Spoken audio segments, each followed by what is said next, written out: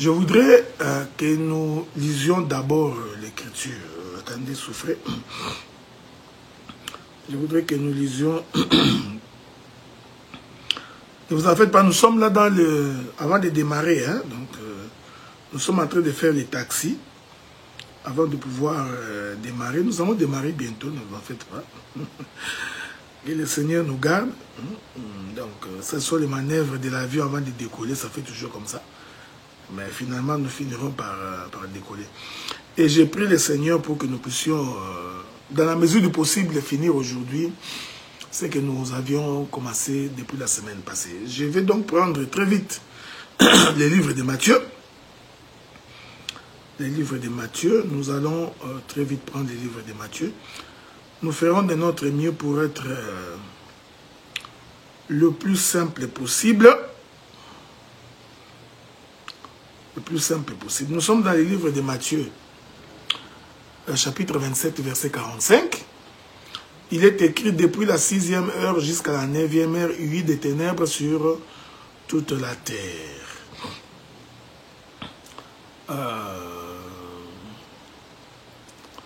Je vais ajouter, il y a aussi l'écriture de Marc, si vous voulez.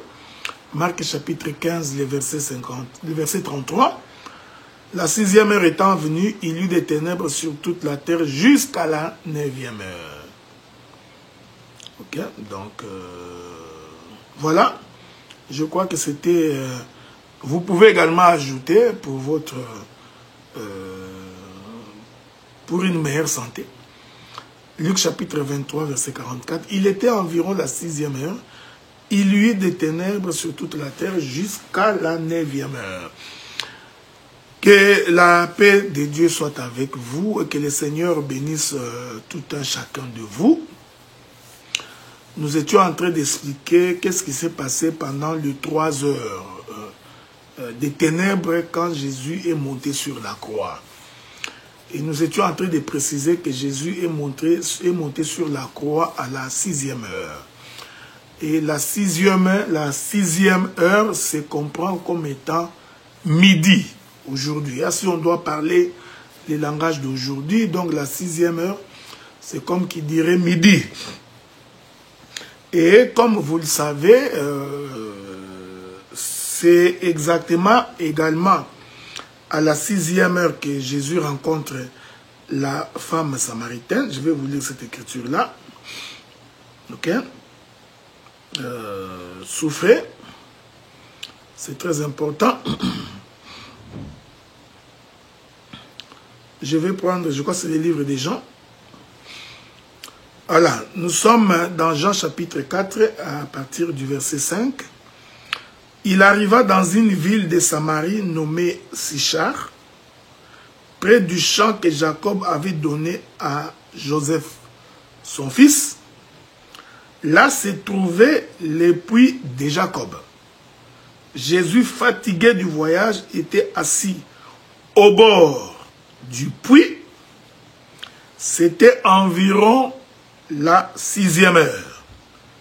Une femme de Samarie vint puiser de l'eau. Jésus lui dit: donne-moi à boire. Il est donc important de comprendre que quand le Seigneur rencontre la femme samaritaine, c'était à la 6e heure. Et que cette 6e heure correspond fort heureusement avec le temps où le Seigneur monte sur la croix et que les ténèbres se sont abattues de la 6e heure à la 9e heure. Et c'est à la 6e heure que les ténèbres s'abattent. Et c'est également la 6e heure que Jésus, étant fatigué du voyage, il vient rencontrer la femme samaritaine. Ok? Je voudrais que vous reteniez très bien ce que j'ai dit parce que nous allons célébrer un mariage. Nous ferons de notre mieux pour coller ces éléments-là pour vous permettre de bien comprendre. Mais souffrez que je vous rappelle, que je vous rafraîchisse la mémoire pour nous permettre d'avancer. J'avais dit que la 6e heure, c'est midi. Et à la 6e heure, la réalité se trouve être confondu avec l'ombre. Je voudrais expliquer ça dans les termes les plus simples. C'est-à-dire que ça, c'est mon téléphone. On est ensemble, non? Ça, c'est mon téléphone. Ce téléphone ici, c'est la réalité. C'est le vrai, ok? C'est le vrai téléphone. Ce n'est pas un téléphone de Ngwanzo. Ce n'est pas un fake téléphone. C'est le vrai téléphone, ok? Maintenant, pour que nous parlions de l'ombre, il faut, premièrement, qu'il y ait la réalité. Ça, c'est un. Des deux, pour que nous ayons l'ombre de la réalité, il faut qu'il y ait la lumière. Donc, sans la lumière, on ne peut pas voir la réalité. Et sans la lumière, on ne peut pas voir l'ombre. C'est très important de retenir cela. Donc, pour que la réalité soit visible, il faut qu'il y ait la lumière. Et pour que cette réalité dégage l'ombre, il faut qu'il y ait la lumière. Vous comprenez pourquoi, au commencement, il n'y avait que les ténèbres à la surface de l'abîme, donc rien n'était visible, rien ne pouvait se voir jusqu'à ce que Dieu dit que la lumière soit. Une fois que Dieu proclame la lumière nous permet maintenant de voir. La lumière permet de distinguer. La lumière permet de marcher dans la clarté. Ainsi, mon téléphone, c'est un exemple que je prends pour que vous compreniez ce que je dis. Mon téléphone, c'est la réalité, mais pour que nous voyions l'ombre de mon téléphone, il faut qu'il y ait la lumière. Or, pour qu'il y ait la lumière, il faut que le soleil s'élève. Si le soleil ne s'élève pas, on ne peut pas parler de la lumière. Donc, Dieu qui est lumière devrait donc s'élever. Parce que s'il ne s'élève pas, il n'y a donc pas moyen de parler d'un matin et d'un soir. Voilà pourquoi, au premier jour de la création, Dieu crée la lumière. Mais je voudrais vous informer que la lumière du premier jour, c'était une lumière sans corps. Cette lumière-là n'avait pas de corps. Cette lumière du premier jour qui n'avait pas de corps représente Dieu dans sa pensée de l'éternité. Parce que l'éternel ne peut pas avoir un corps. D'autant plus que ce qui est éternel n'a ni commencement ni fin de jour. Donc, Dieu, comme lumière, renvoie à la pensée de l'éternité. Donc, la lumière du premier jour, c'est Dieu sans corps. Je voudrais que nous rentrions là-bas. Rentrons là-bas.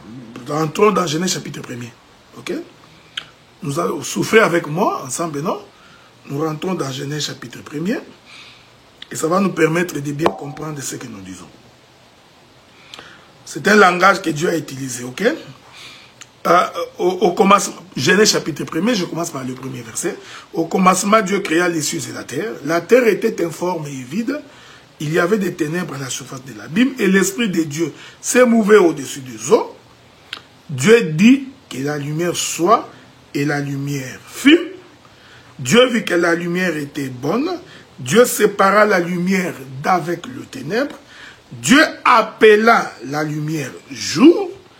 Et il appela le ténèbre nuit. Ainsi, il y eut un soir et il y eut un matin. Ce fut le premier jour. Or, vous savez, pour qu'il y ait le matin et pour qu'il y ait le soir, préalablement, il faut que le soleil se lève et que le soleil se couche. S'il n'y a pas de soleil levant et qu'il n'y a pas de soleil couchant, l'on ne peut pas parler du matin et du soir. Alors nous nous posons la question, quand Dieu parle d'un matin au premier jour, d'un soir au premier jour, alors que le soleil n'était pas encore crié, Dieu parlait de quel matin et de quel soir. Voyez-vous? C'est ici que nous disons, quand tu n'as pas l'explication, l'interprétation de l'écriture, tu auras beaucoup de difficultés pour nous saisir. Parce que selon le langage des hommes, pour qu'il y ait matin, pour qu'il y ait soir, il faut qu'il y ait un soleil levant et un soleil couchant. Mais regardez qu'au premier jour de la création, Dieu parle déjà d'un matin, d'un soir, alors que le soleil n'était pas encore créé. Donc nous comprenons que le soleil, donc la lumière du premier jour, que Dieu appelle jour, en réalité, cette lumière-là, c'est l'éternité. C'est Dieu en tant qu'éternel. Je vais le dire dans un autre langage pour que quelqu'un puisse bien me saisir. Parce que vous allez remarquer qu'au 4e jour de la création, Dieu va créer le soleil. Et ce soleil-là, c'est lui qui va commencer à présider au jour. C'est ce que la Bible dit. Hein? Dieu mit le soleil pour que le soleil, la lune et les étoiles, pour présider au jour ou présider à la nuit. La question que nous nous posons, les 3 premiers jours de la création, pendant lesquels le soleil n'était pas encore créé, alors le matin et le soir de ces 3 premiers jours, comment cela était-il possible? Parce que le soleil n'était pas encore créé. Donc nous comprenons qu'au 4e jour, qu'est-ce que Dieu fait? Dieu prend la lumière du premier jour, du 2e jour, du 3e jour. Cette lumière que lui-même appelle jour, Dieu prend la lumière, il la confine dans un corps qu'on appelle le soleil. Donc le soleil devient donc l'habitation de la lumière. Est-ce qu'on est ensemble? Je voudrais dire ça autrement. C'est-à-dire, les 3 premiers jours de la création, Dieu n'avait pas de corps. Les 3 premiers jours de la création, Dieu n'avait pas d'habitation. Les 3 premiers jours de la création, écoutez-moi attentivement, Dieu était errant. Ok? C'est alors que quand il arrive au 4e jour, la lumière qui n'avait pas de corps va maintenant porter un corps, lequel corps nous appelons le soleil. Donc le soleil, c'est le temps où Dieu s'est fait un corps. Est-ce qu'on est ensemble? Je vais changer de langage autrement pour que les gens puissent me saisir en d'autres termes. Les 3 premiers jours de la création, cette lumière-là représente aussi la dispensation de la loi. C'est-à-dire, pendant cette dispensation de la loi, Dieu n'était pas parmi son peuple. Ok? Mais au 4e jour de la création, Dieu crée le soleil. Le soleil devient donc Emmanuel. C'est-à-dire, Dieu dans un corps parmi son peuple. Est-ce que ça vous arrive? Je vais répéter ça de plusieurs manières jusqu'à ce que tu comprendras.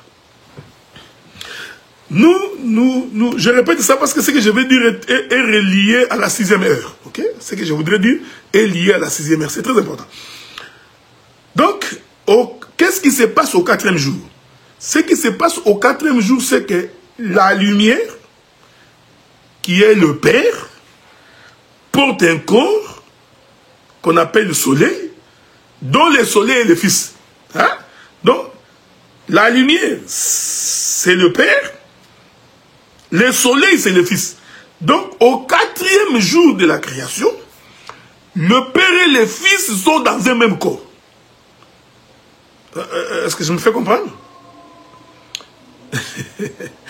Il est merveilleux. Je vais répéter ça. En d'autres termes, au 4e jour de la création, l'ombre et la réalité sont ensemble. Ok? Pourquoi? Parce que le Fils, c'est l'ombre du Père. Que la paix de Dieu soit avec vous.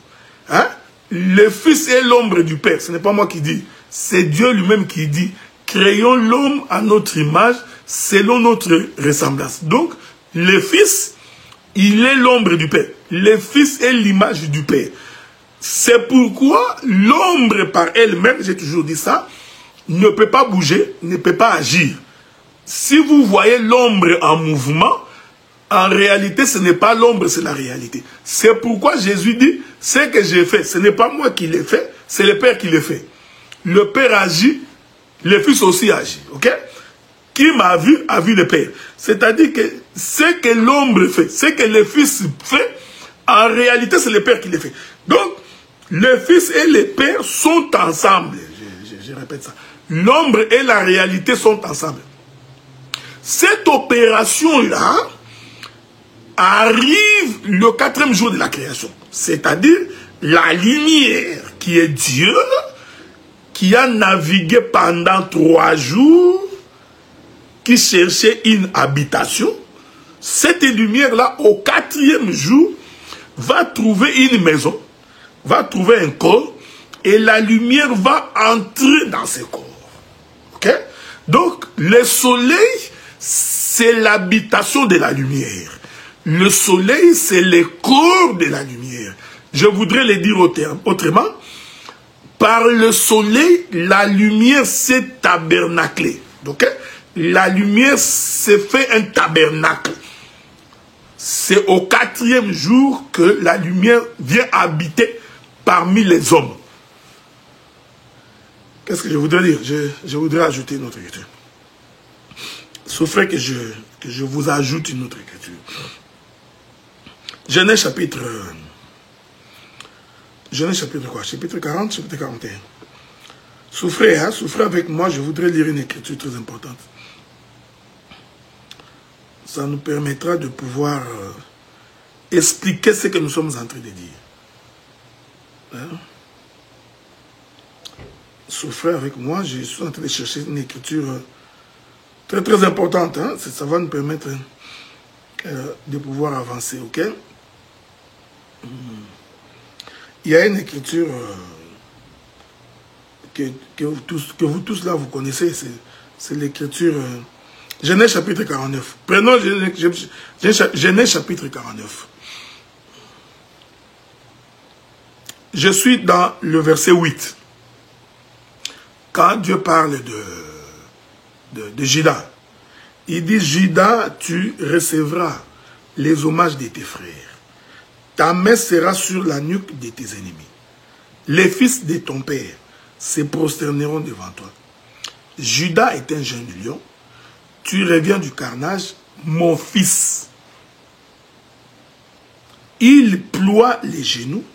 Il se couche comme un lion, comme une lionne qui le fera lever.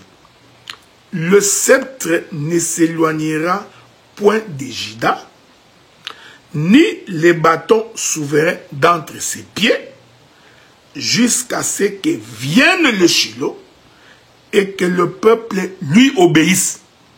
On est ensemble, non? Donc ici, le Seigneur va confirmer que s'il doit venir, si lui, le Shiloh, doit venir, c'est très important, comme Shiloh, il viendra par Juda. Juda est donc la porte qui permet à ce que le Shiloh, c'est-à-dire Dieu lui-même, que le peuple doit obéir, pour qu'il vienne, il va venir dans le corps de Juda. Or, Juda, comme vous le savez, c'est le 4e fils de Jacob. Juda, c'est le soleil. Juda, c'est le président. Juda, c'est le commandant. Ok? Mais ce Juda-là, c'est un fils. Mais à l'intérieur de ce fils, la royauté, la puissance y est.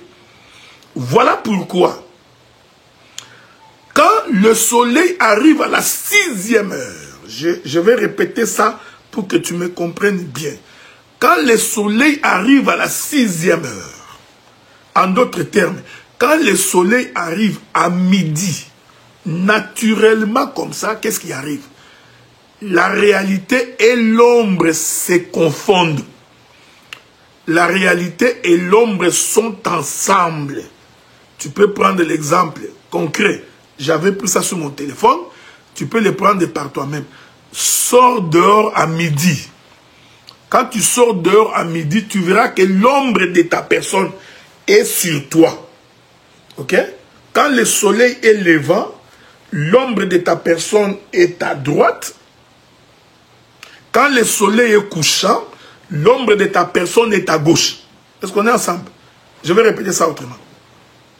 Lorsque je me mets sous le soleil, et que le soleil s'élève à l'orient, et que ce soleil frappe mon corps, l'ombre de ma personne est du côté couchant. Ok? Le soleil va continuer sa marche, et retenez bien ce que j'ai dit. Le soleil va continuer sa marche.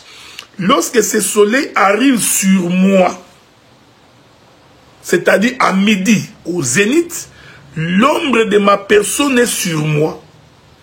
Et quand le soleil continue la marche, l'ombre de ma personne est du côté de l'Orient. Que le Seigneur vous bénisse. Je suis en train d'espérer que le Saint-Esprit vous amènera à comprendre ce que j'ai dit.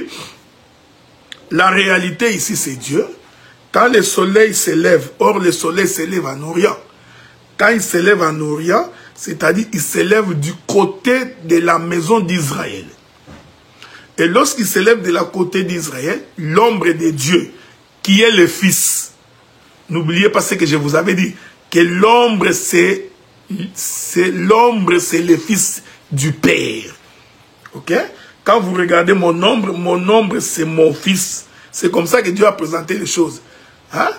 Il dit à l'ange dit à Marie, l'ombre du Saint-Esprit te couvrira. Or, quand Marie dit ça, le Saint-Esprit n'est pas encore manifesté.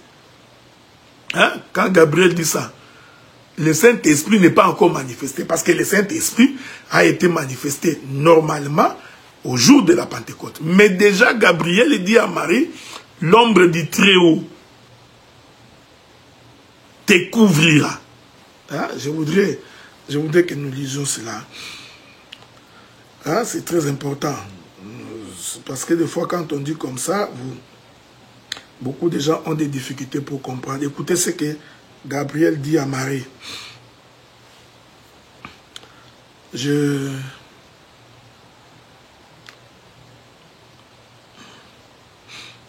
Écoutez, je suis dans les livres de... Je crois que c'est Luc qui donne les détails. C'est Luc, hein?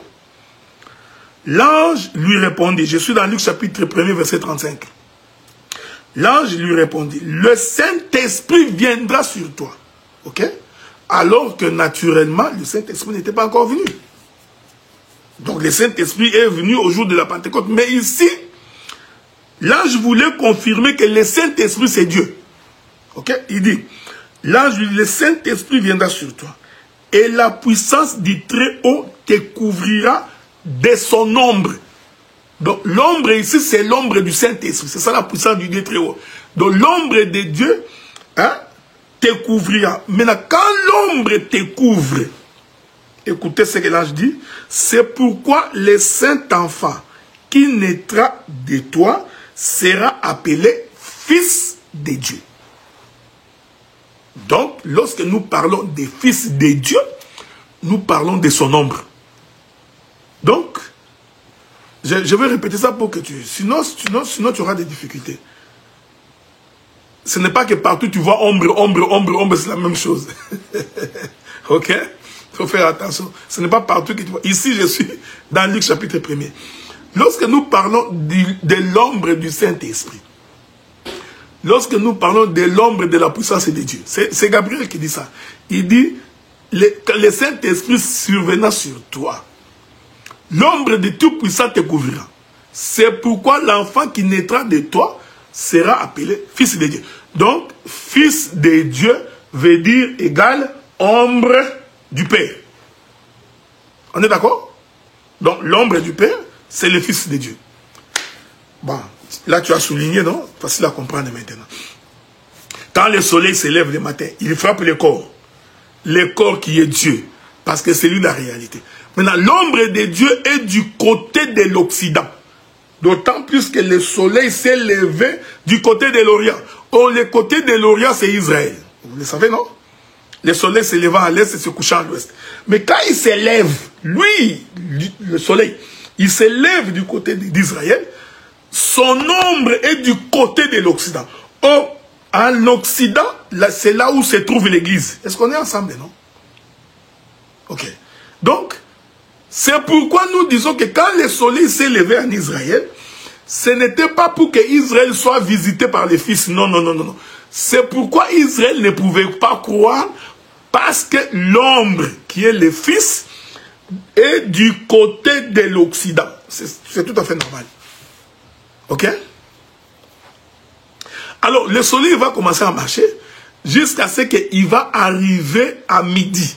Lorsqu'il arrive à midi, c'est le point culminant de la course du soleil. À ce moment-là, le Père et le Fils sont ensemble. Ok? Voilà. L'ombre est sur la réalité. C'est ça le langage que Jésus utilisait. Moi et le Père, nous sommes un. Le Père est en moi. Je suis dans le Père. Quand Jésus disait ça, prophétiquement, il était midi. Ok? Fini. Hein, vous comprenez?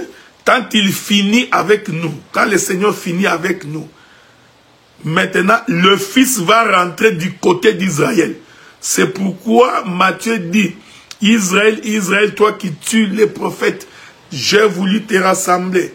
Comme une poule rassemble de ses poussins, tu n'as pas voulu. Voilà pourquoi ta maison sera appelée déserte. C'est-à-dire, pendant ce temps, il est avec nous. Ok? Il est du côté de l'Occident.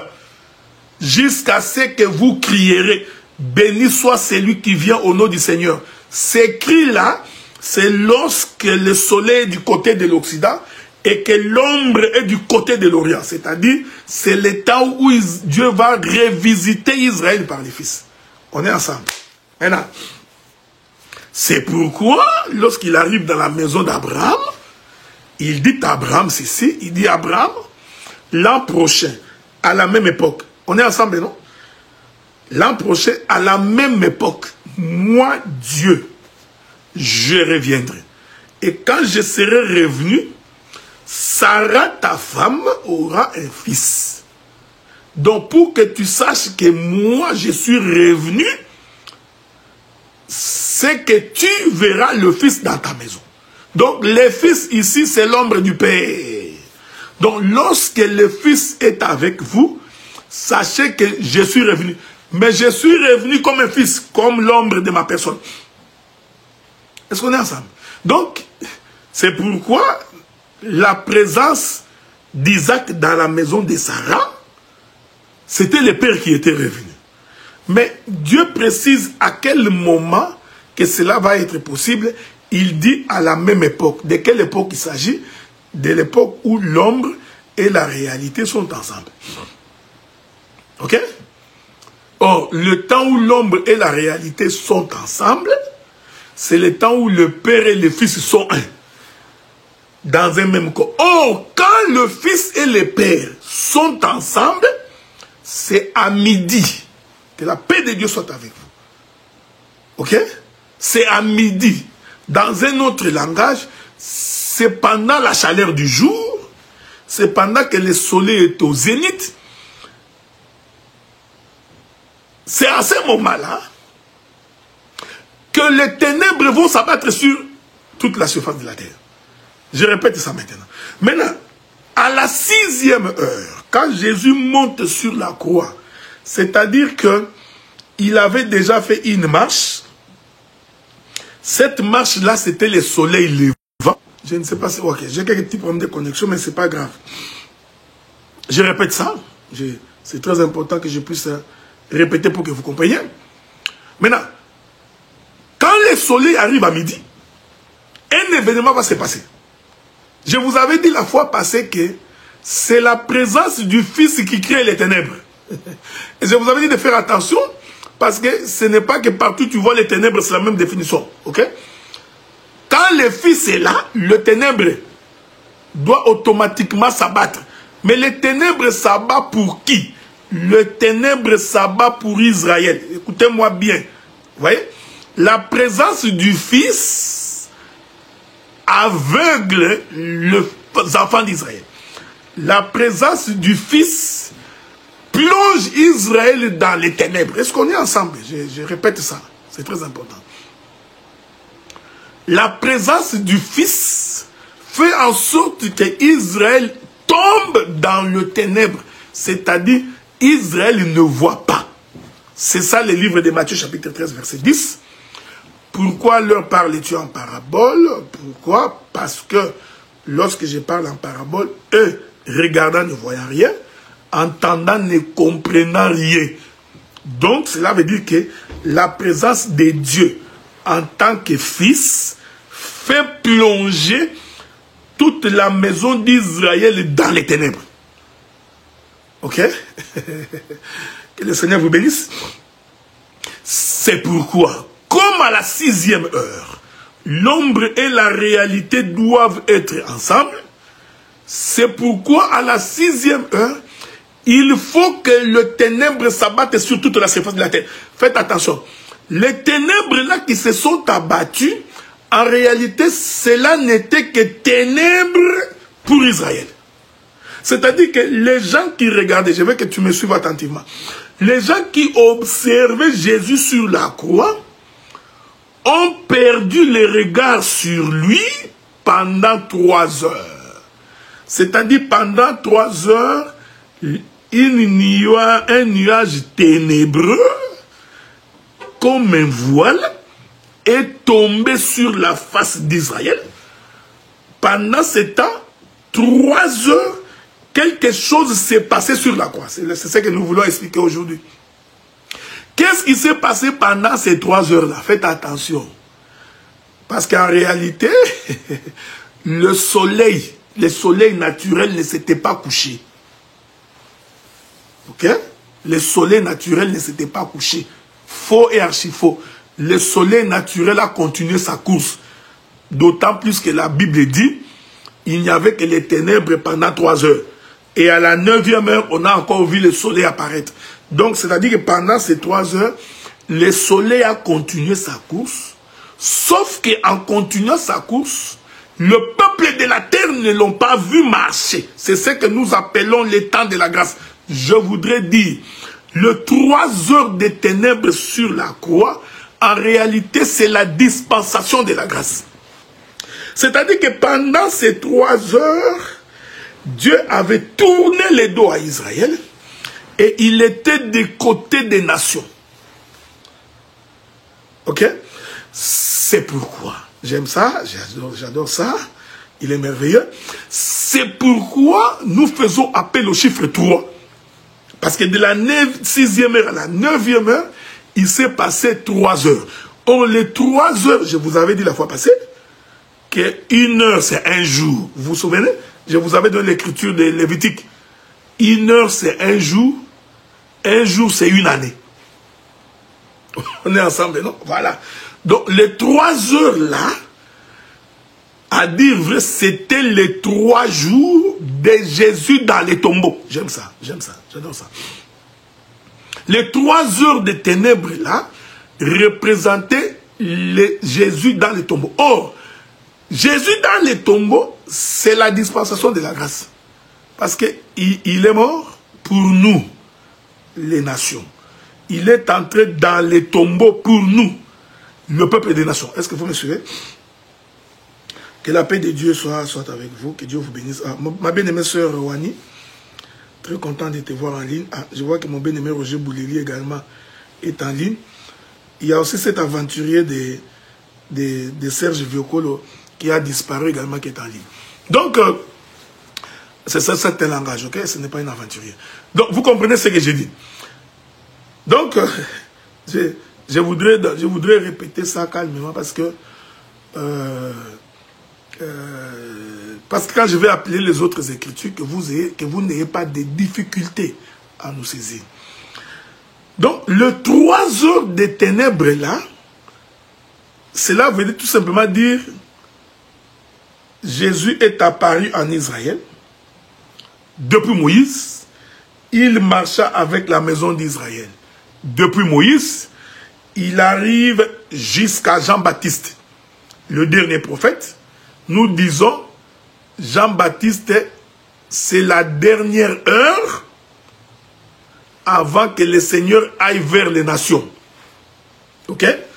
Jusqu'à Jean-Baptiste. Et quand nous arrivons à Jean-Baptiste, les ténèbres s'abattent. Ok? Je voudrais dire que Jean-Baptiste, c'est le prophète de la 6e heure.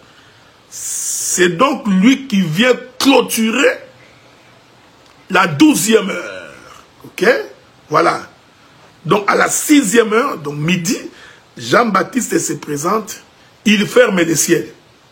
Il dit, je suis la voix de celui qui crie dans les déserts. En d'autres termes, pas de pluie, le ciel est fermé. Quand le ciel est fermé, il n'y a pas de lumière. Je vais essayer de t'aider. Hein? Parce que la pluie, c'est la lumière. Hein? La pluie, c'est la lumière. Donc, quand il n'y a pas de pluie, il n'y a pas de lumière. Il y a quelqu'un qui se pose la question, comment la pluie, c'est la lumière? Vous savez,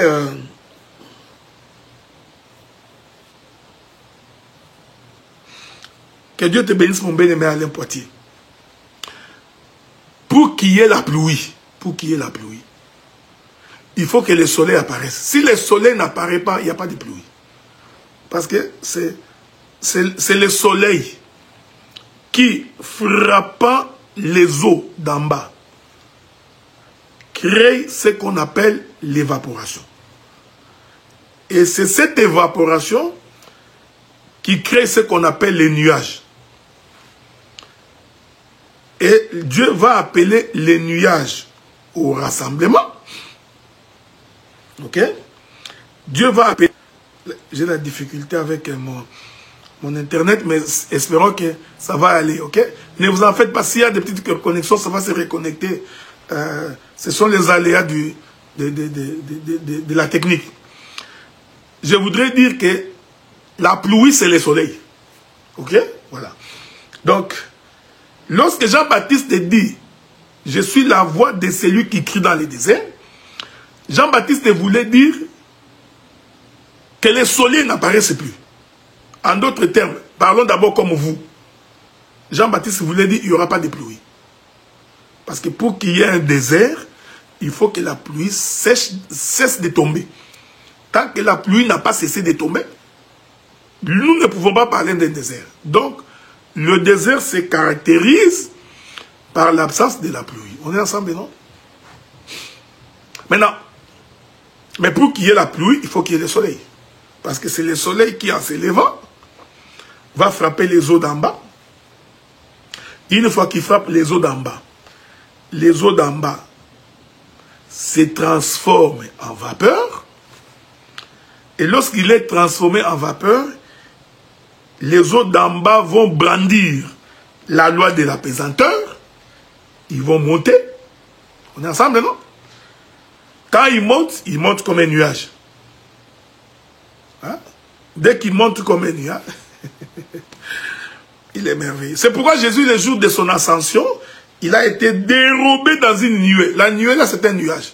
C'était pour prouver qu'il est les eaux d'en bas, ayant été frappées par le soleil, qui s'est transformé en vapeur et qui va brandir la loi de la pesanteur. Et une fois que cette vapeur monte comme un nuage, il faut maintenant que Dieu les appelle au rassemblement. Une fois que Dieu appelle les nuages au rassemblement, ainsi les nuages vont se rassembler et Dieu va ordonner que la pluie tombe. Ok? C'est écrit dans les livres de Job. Tout ce que j'ai dit là, c'est écrit dans la Bible. Ok? Il ne faut pas croire qu'il est en train de dire, tu vois, il est devenu géographe, climatologue. Il commence à nous enseigner la géographie et la climatologie. Là, tu commences à parler beaucoup. Tu commences à parler beaucoup inutilement. Ok? Bon, attendez. Nous allons nous arranger pour vous donner cette écriture-là. Ce n'est pas moi, c'est l'Éternel. C'est l'Éternel Dieu qui donne cette précision-là. Ok? Je voudrais aller trouver cette écriture-là avec votre permission. Dans les livres de Job, c'est écrit, hein? Il est écrit ceci dans les livres de Job. Ah. Écoutez, je suis dans Job chapitre 38, verset 37. Qui peut avec sagesse compter les nuages et verser les outres des cieux. Ok? Job 37, verset 11. Il charge des vapeurs, les nuages, et il les disperse étincelants. J'ai une autre écriture, ne vous en faites pas.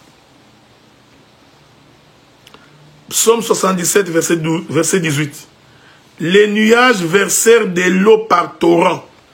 Les tonnerres retentirent dans les nues et tes flèches volèrent de toutes parts. Psaume 78, verset 23. Il commande aux nuages d'en haut et il ouvre les portes des cieux. Je vais finir par Psaume 135, le verset 7. Il fait monter les nuages des extrémités de la terre. Il produit les éclairs et la pluie. Il tire le vent de ses trésors. Psaume 147, verset 8. Il couvre les cieux des nuages. Il prépare la pluie pour la terre. Il fait germer l'herbe sur les montagnes. Donc, on est ensemble, non? Donc, lorsque Jean-Baptiste est en train de proclamer la sécheresse, en disant qu'il est la voix qui crie dans les déserts, Jean-Baptiste, en d'autres termes, avait ordonné au soleil de ne pas apparaître. Voilà pourquoi, tout le temps que Jésus prêchait, pendant les 3 ans et demi que Jésus prêchait, Israël n'a pas cru. Pourquoi Israël n'a pas cru? Parce qu'en réalité, c'était les 3 heures de ténèbres de la croix. Pendant les 3 heures de ténèbres de la croix, c'est le peuple des Zabylon et des Nephtali. Faites attention. Ici, le peuple des Zabylon et des Nephtali, ce n'est pas les fils de Jacob. Toi, tu as des mauvaises... Dès que tu entends Zabylon et Nephtali, automatiquement, tu dis, oh, tu vois Zabylon et Nephtali, ce sont les fils de Jacob, donc c'est Israël. Faites attention. Zabylon et Nephtali, c'est l'église. On va lire. Est-ce qu'on peut lire? Lisons alors. Ok? Nous sommes dans les livres de Matthieu. Matthieu chapitre 4.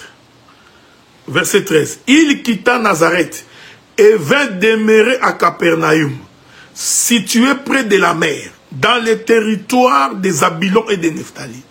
Ok? Là, toi, tu te dis, Zabylon, Nephtali, c'est les enfants d'Israël. Non, j'ai dit, Zabylon et Nephtali, c'est l'église des nations. Écoutez, maintenant, c'est l'écriture dit. Afin que s'accomplisse ce qui avait été annoncé par Isaïe le prophète. Le peuple des Zabylon et des Nephtali, de la contrée voisine de la mer, du pays au-delà du Jourdain, de la Galilée des gentils. Ok? Voilà.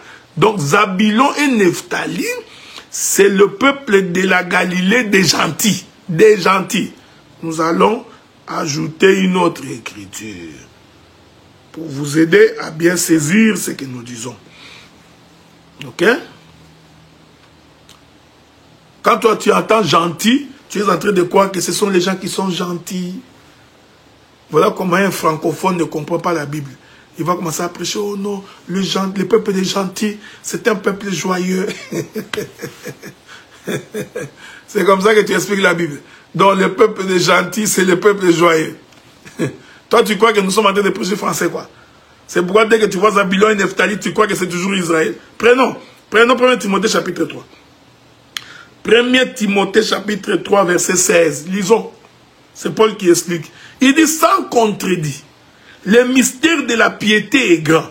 Celui qui a été manifesté en chair, justifié par l'esprit, vu des anges, prêché aux gentils. Prêché aux gentils. Cru dans le monde élevé dans la gloire. Ici, c'est Paul, le prédicateur des païens, qui est en train de parler. Il explique que le peuple que lui a prêché, ce peuple-là, c'est le peuple des gentils. Ce n'est pas gentil de gentillesse. Ce n'est pas comme ça qu'on comprend la Bible. On est ensemble? Donc, quand Jean-Baptiste proclame la sécheresse, prophétiquement, nous sommes à la 6e heure. C'est-à-dire, les ténèbres viennent de s'abattre sur Israël. Ok? Quand les ténèbres s'abattent sur Israël, le soleil continue à marcher. Israël est aveuglé. Israël est dans les ténèbres. Israël ne voit pas. Cependant, le soleil est en train de parler à un autre peuple. C'est ce que j'avais expliqué le samedi passé. Quand Josué dit, soleil, arrête-toi sur Gabaon. Or, Gabaon, ce sont les peuples étrangers. Les Gabaonites sont des étrangers. Est-ce qu'on est ensemble? Ils demandent au soleil de s'arrêter là-bas. Donc, les Gabaonites sont éclairés, alors que Israël est dans les ténèbres. Est-ce que vous comprenez? Donc, même prophétiquement, aujourd'hui, l'Israël est dans les ténèbres. Il est encore en train de vivre les 3 heures de Jésus sur la croix. Les 3 heures où il n'y avait que des ténèbres. Pourquoi? Parce que le soleil vient de s'arrêter sur Gabaon. Les Gabaonites sont éclairés. Est-ce qu'on est ensemble? Non. Mais remarquez qu'après 3 heures, le soleil apparaîtra de nouveau à la 9e heure. Ce soleil-là qui apparaît de nouveau,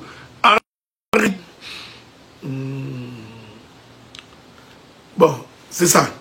Nous continuons. Donc, que le Seigneur vous bénisse.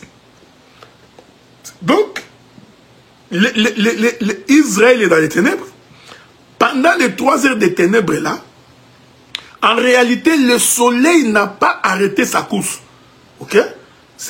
Il a arrêté sa course pour Israël. C'est comme ça que j'ai expliqué que Jésus sur la croix à la 6e heure, c'est aussi la 69e semaine de Daniel. Ok? Parce qu'à la 69e semaine de Daniel, le ouin doit être retranché. Le ouin est retranché pour Israël.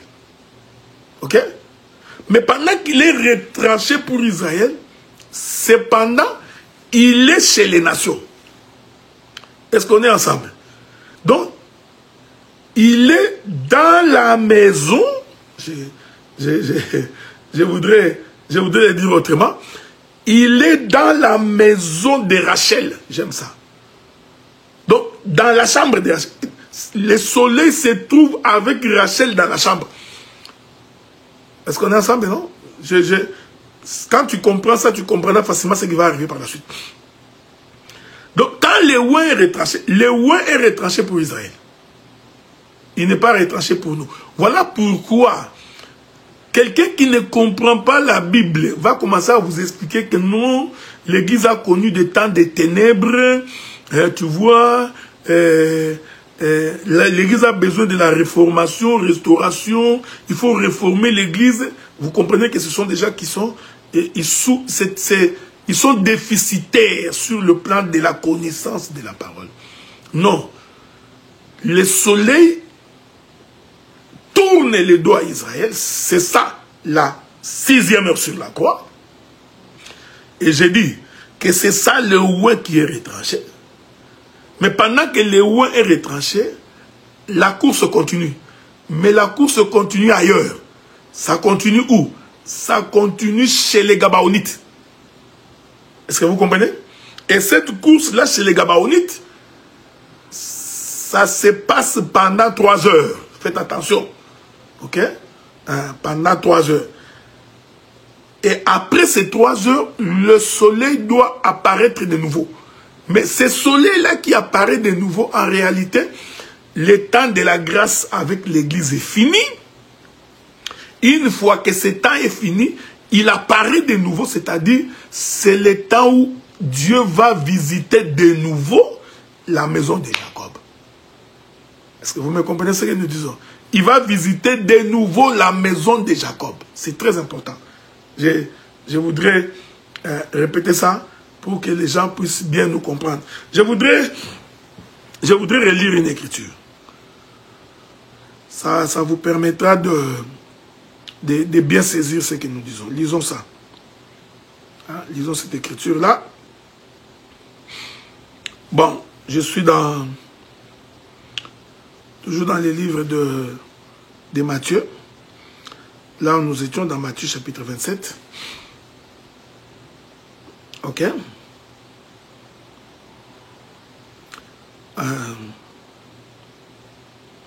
Écoutez maintenant. Je prends le verset 46, vers la 9e heure. Donc, après que les ténèbres aient fini, est-ce qu'on est ensemble, non? Après que les ténèbres aient fini d'obscurcir la terre, que j'ai expliqué que celui qui était dans les ténèbres, ou celle qui était dans les ténèbres, c'est la maison d'Israël. Vers la 9e heure, c'est-à-dire quand le soleil apparaît de nouveau, Jésus maintenant va s'écrier d'une voix forte, Eli, Eli, la Basakabatani, c'est-à-dire, mon Dieu, pourquoi m'as-tu abandonné? Faites attention. C'est cri de Jésus ici,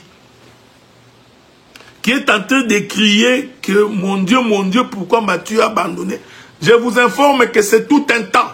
C'est toute une dispensation. C'est le temps où le Déouin prêche Israël.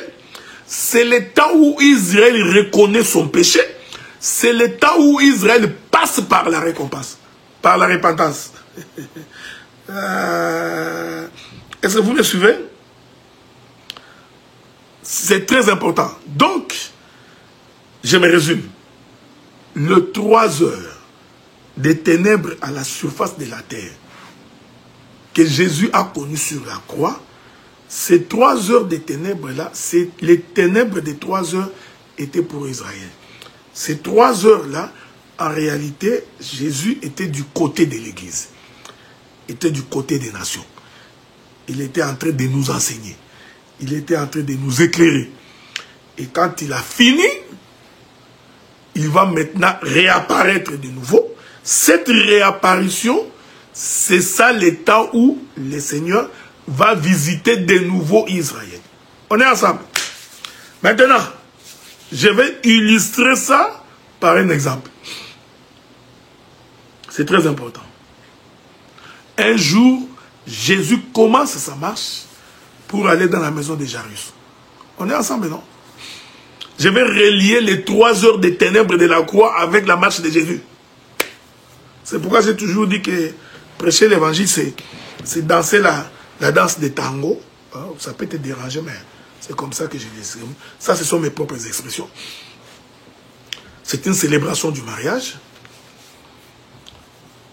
Donc, ce sont des différentes bandes d'autoroute que nous prenons. Alors, Jésus, comme le soleil levant, va naître dans la maison d'Israël, dans la maison de Jacob. Voyez-vous? C'est le soleil qui s'élève. Il fait sa marche, il fait sa marche, il fait sa marche. Pendant qu'il faisait sa marche, on est ensemble, non? Il était accompagné de ses disciples. Une femme entend la renommée de sa maison. Nous sommes en train de dire ceci. Cette femme-là était une femme pécheresse. C'était une femme impure. Cette femme-là représente Israël. Maintenant, l'Écriture dit, cette femme ayant entendu que Jésus passait, la femme se déplace, vient toucher le pan de sa robe. Ici, nous voulons dire, quand il touche le pan de sa robe, et que Jésus s'arrête, nous sommes à la 6e heure. Merveilleux. On est ensemble, non? Et Jésus doit arrêter sa course pour Israël, parce qu'il s'en allait dans la maison de Jairus. Jairus était un juif. Ok, ce n'était pas un romain. Jairus était un juif. Donc, quand il allait dans la maison de Jairus, donc la maison de Jairus, toute la course de Jésus représentait les 70 semaines de Daniel. Donc, il allait pour aller finir sa course dans la maison de Jairus. Mais pendant la marche, une femme vient s'interposer et va arrêter sa course vers la maison d'Israël. Nous disons ceci. Quand Jésus s'est arrêté, les ténèbres se sont abattues pour Israël. Pourquoi? Parce que quand Jésus s'arrête, il pose la question. Qui m'a touché? Remarquez, personne n'avait vu cette femme toucher Jésus. Il est merveilleux. Oh, comme j'aime ces choses. J'ai dit personne. Ni parmi la foule, ni parmi ses disciples. J'ai dit bien, personne n'avait vu quand est-ce que cette femme a touché Jésus. Parce que quand Jésus a posé la question, qui m'a touché? Si quelqu'un avait vu, il allait dire, c'est cette femme-là qui t'a touché. Oh, comme la présence de cette femme et sa touché, c'est la 6e heure, et que les ténèbres doivent s'abattre sur toute la surface de la terre, personne dans les ténèbres ne peut voir que quelqu'un a touché Jésus. Est-ce que vous comprenez ça? Parce qu'on est dans les ténèbres. C'est pourquoi au temps d'Israël, plongé dans les ténèbres, personne ne pouvait voir. Hein? Faites attention parce qu'il y a beaucoup de choses à dire ici. Jésus s'arrête. Écoutez-moi maintenant. Quand Jésus s'arrête, il commence la conversation avec cette fille. Commence la conversation avec cette femme. C'est-à-dire, Israël dans les ténèbres, mais la femme est éclairée. Je voudrais lire une écriture. Lisons. Je vais lire une écriture pour vous. C'est important. Hein? Ça nous permettra de bien...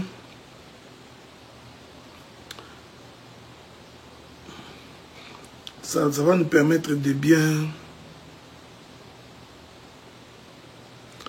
comprendre ce que j'ai dit. Écoutez, hein?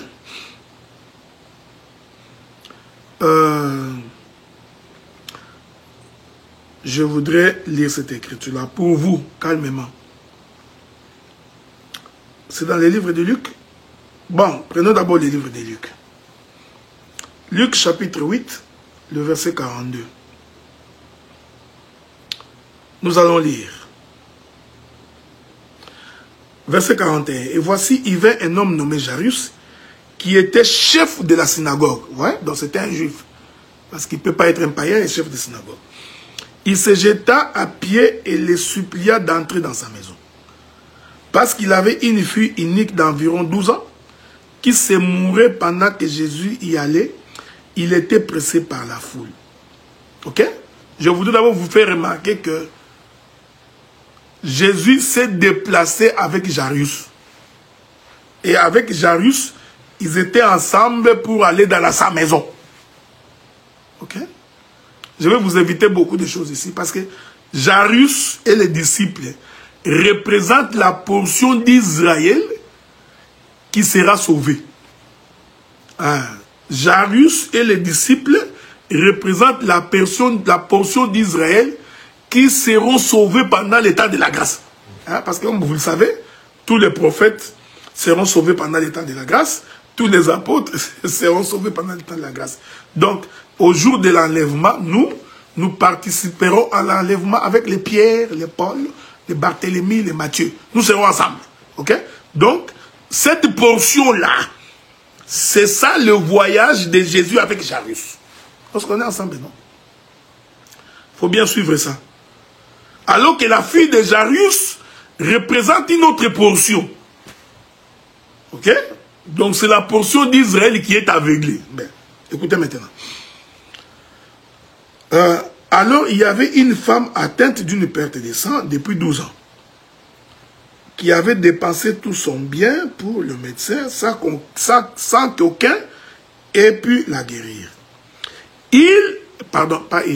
Elle s'approcha par derrière et toucha les bords du vêtement de Jésus. Au même instant, la perte de sang s'arrêta. Jésus dit, qui m'a touché?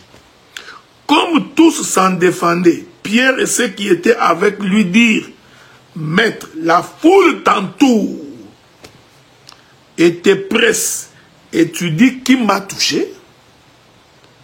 Mais Jésus répondit, quelqu'un m'a touché, car j'ai connu qu'une force était sortie de moi. La femme, se voyant découverte, vint toute tremblante, se jeter à ses pieds. Ici, nous pouvons prêcher la conversion, la repentance, tout ça, on peut prêcher. C'est mal dans ces versets-là. Donc, vous voyez, toute l'histoire là, c'est toute une dispensation. Parce que la femme là, qui a compris qu'on l'a découvert, c'est toute une prédication. La femme qui vient se jeter à ses pieds, nous comprenons que c'est la repentance, c'est l'humiliation, l'humilité, c'est la prosternation, okay? Et déclara devant tout le peuple pourquoi elle avait touché. Et comme elle avait été guérie à l'instant, Jésus lui dit, ma fille, ta foi t'a sauvée, va en paix.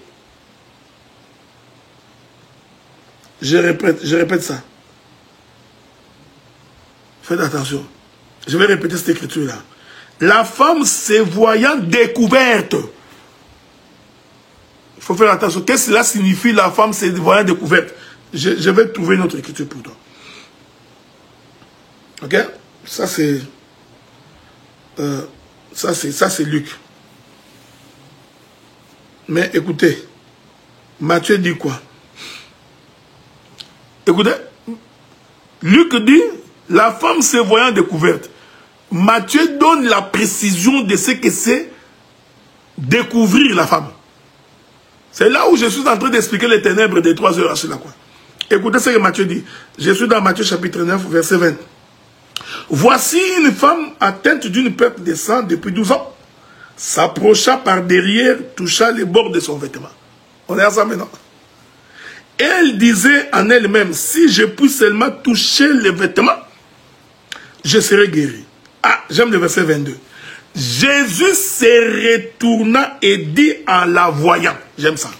Donc, ce que Luc appelle la femme se voyant découverte, Matthieu l'explique par le fait que Jésus s'était retourné. C'est là où je vous avais dit. Quand la femme est venue toucher les bords des vêtements de Jésus, en réalité, il a touché ses bords de vêtements par derrière, par le dos. Jusque-là, le soleil continuait toujours à regarder du côté d'Israël. Ok? Il continue. Mais quand Jésus avait le regard vers la maison de Jairus. Or, le regard, c'est ça la lumière. David avait dit, Éternel Dieu, illumine-moi par ta face. Ne me cache pas ta face. Laisse que je sois éclairé. Donc, quand Dieu te regarde en face, tu es éclairé. Parce que l'œil, c'est la lumière du corps. Donc, jusque-là, les regards de Jésus étaient vers la maison de Jairus. Mais qu'est-ce qu'il fait? Matthieu dit, il se retourna. Au cas où il se retourne, Israël est dans les ténèbres. On est ensemble, non? Voilà. Donc, jusque-là, c'est sa partie dorsale qui était les ténèbres. C'est de ce côté-là que la femme est venue pour toucher. Ok? Pourquoi? Parce que la femme était dans un état de péché. Elle était impure. Elle avait la perte de sang. Ainsi, elle était dans les ténèbres.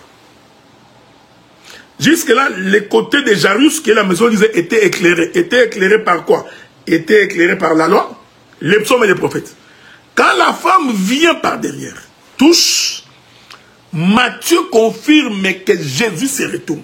Quand Jésus se retourne, maintenant la maison de Jairus, du côté de la maison de Jairus, va maintenant voir Jésus de dos, c'est-à-dire plongé dans le ténèbre.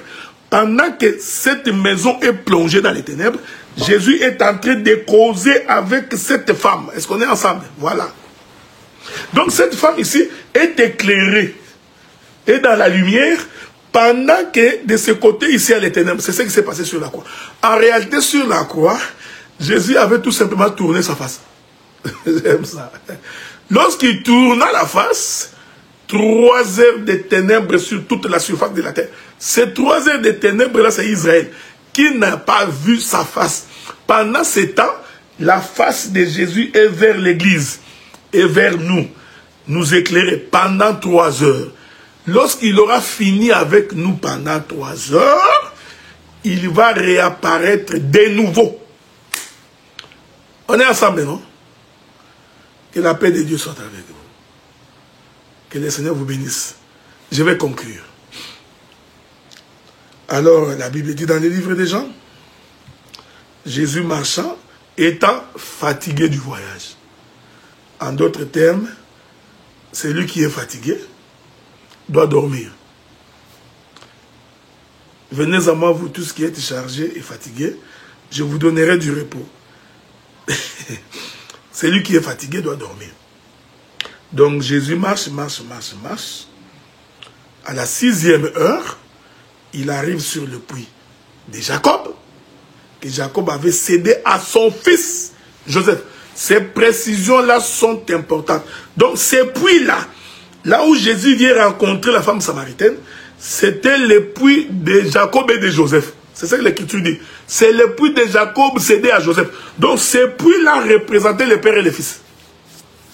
On est ensemble, non? Voilà. Oh, à la 6e heure, le père et le fils doivent être ensemble. Ouais. L'ombre et la réalité ensemble. C'est pourquoi il y a la précision de dire que ces puits-là, c'était le puits de Jacob, mais lequel le puits Jacob avait cédé à Joseph. Et l'Écriture précise Joseph, son fils. J'aime ces merveilleux. C'est merveilleux ça. Et à la 6e heure, Jésus étant fatigué du voyage, on va lire, est-ce que vous voulez qu'on lise ça? Non. Lisons ça. Parce que peut-être que tu auras des difficultés pour comprendre, et c'est là qu'on va finir. Écoutez ce que l'Écriture nous dit dans les livres des Jean. Je vais commencer par verset 3. Jésus, alors il quitta la Judée et retourna en Galilée. Comme il fallait qu'il passât par la Samarie, il arriva dans une ville de Samarie nommée Sichar, près du champ que Jacob avait donné à Joseph son fils. Là se trouvait le puits de Jacob, comme vous le savez. Une femme de Samarie vint puiser de l'eau et Jésus lui dit, donne-moi à boire. Écoutez le verset 8. Car ses disciples étaient allés à la ville pour chercher des vivres. Donc, avant que le Seigneur ne rencontre la femme samaritaine au puits de Jacob, je vous évite beaucoup d'éléments parce que Jésus était assis au bord du puits. Hein? Donc, le bord du puits, là, c'est tout un enseignement. Hein? C'est pourquoi nous avons la confession que la prédication, l'enseignement ne peut pas finir.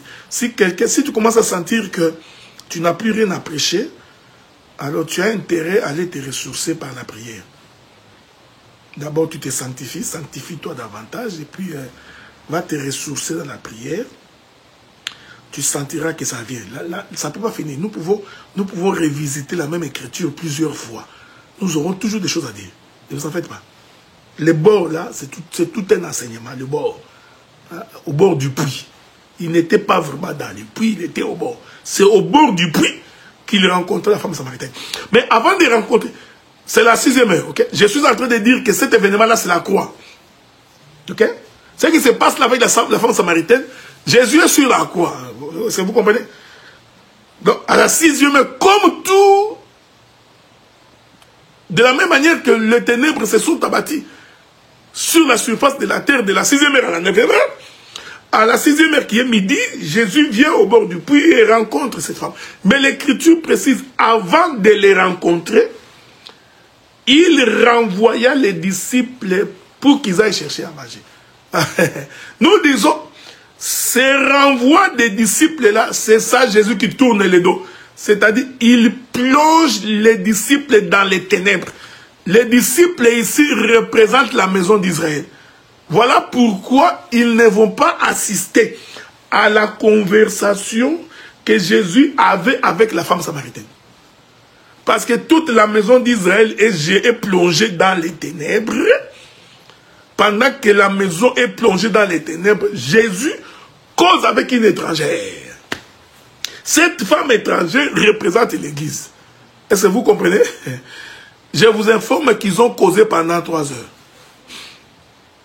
Ok? Ils ont causé pendant 3 heures. Lorsqu'ils ont fini de causer, toute la causerie là, c'était Jésus qui était en train d'éclairer la femme. Je n'entends pas de détails. Il donna l'éclairage sur sa vie. Tout, il parla de lui. Les évangélistes sont sortis là-bas. Tout sont sortis là-bas. Quand il finit, les disciples réapparaissent. Nous comprenons, ça c'est Jésus vient visiter de nouveau la maison d'Israël. Voilà, bien-aimés frères et sœurs, très chers saints de Dieu, Nous venons de terminer notre intervention sur les 3 heures des ténèbres que Jésus a connues sur la croix. En réalité, le soleil ne s'était pas couché. Le soleil s'était tout simplement voilé pour Israël. Entre-temps, il continuait à parler à un peuple que vous ne voyez pas parce que vous étiez tous aveuglés, parce que toute la maison d'Israël était aveuglée. Et il parle pendant 3 heures. Quand il finit de parler pendant 3 heures, il doit réapparaître de nouveau pour Israël afin de finir la 70e semaine de Daniel. Voilà, que la paix de Dieu soit avec vous. Que le Seigneur vous bénisse. Nous allons nous fixer rendez-vous. Nous allons prendre un break. Les samedis prochains, nous ne serons pas là probablement. Sauf imprévu. Mais si on est là, nous allons donc reprendre notre émission Le ministre face au peuple avec mon bien-aimé frère Sam Munga, l'homme à la barbe blanche. Ok? Voilà, que la paix de Dieu soit avec vous. Nous rappelons que l'Assemblée des Saints d'Ottawa, nous avons donc culte demain de 14h30 à 17h. Nous serons...